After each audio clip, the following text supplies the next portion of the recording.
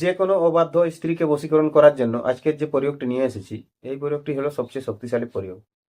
এখন এই প্রয়োগটি আপনি কেমন করে করবেন এবং এই প্রয়োগটি করার জন্য কি কি করতে হবে।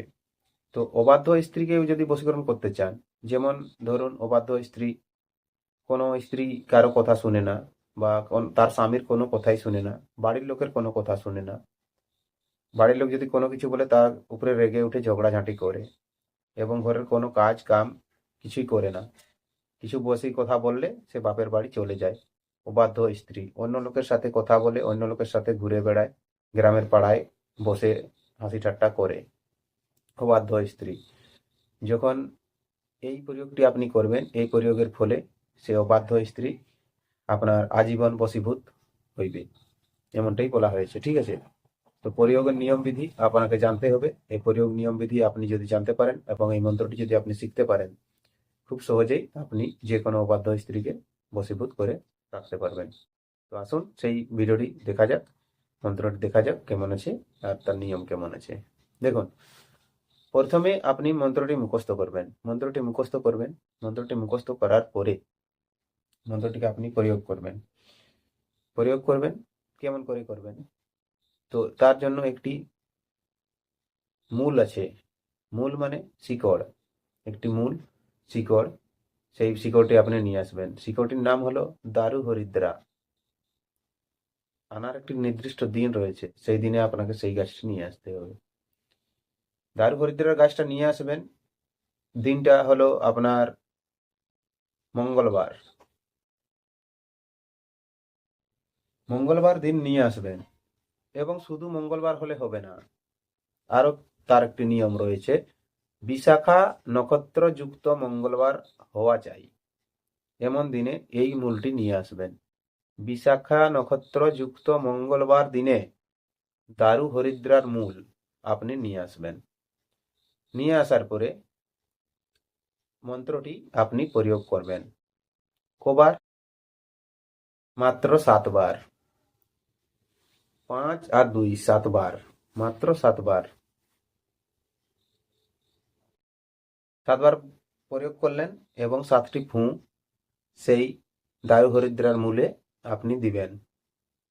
7টি ফু দিলেন এবং সেই দারু হরিদ্রার মূলটি আপনি আপনার স্ত্রীর হাতে যদি দিতে পারেন, মানে হাতে ধরে দিতে হবে, আপনি তাকে ধরাতে পারলে সে আপনার আজীবন বশীভূত হইয়া যাবে।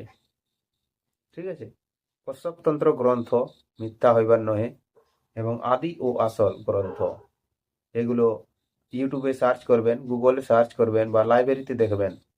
কলকাতা লাইব্রেরি,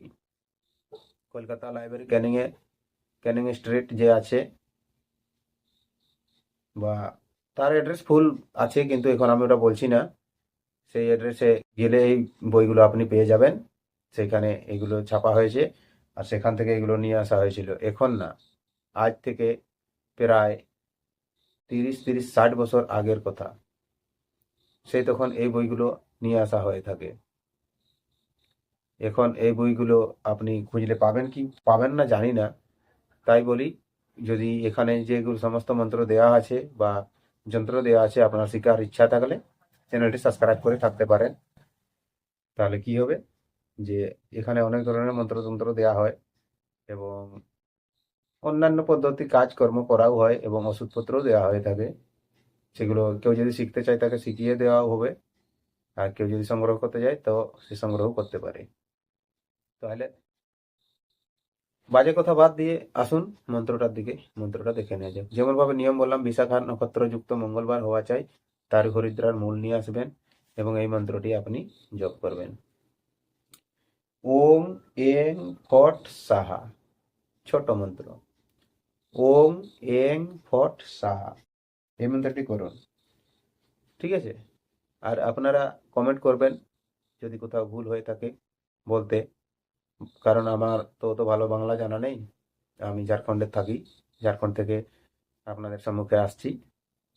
তো মোহন, উচ্চাটন, স্তম্ভন, মারণ, বশীকরণ, আকর্ষণ, সৎকর্ম, ভূত প্রেত ইত্যাদি, নজর দোষ, গৃহবন্দী, গৃহ ঠিক করা, যে কোনো প্রবলেমের জন্য যোগাযোগ করতে পারেন। যোগাযোগ করতে কোনো পয়সা লাগবে না। তারপরে দেখে বিচার করে তার বিবরণটা বলা হবে।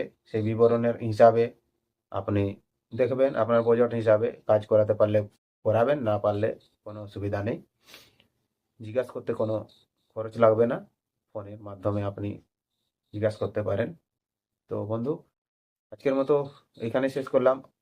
কমেন্টে লিখে জানাবেন যদি কোনো রকম আমি মন্ত্র দিতে পারি, সেরকম মন্ত্র আপনারা চাইছেন, তো সেরকম মন্ত্র আমি নিয়ে আসার চেষ্টা করব। ধন্যবাদ। আর দেখা হবে আবার একটি নতুন ভিডিওতে। ততক্ষণ পর্যন্ত আপনি আপনার খেয়াল রাখবেন।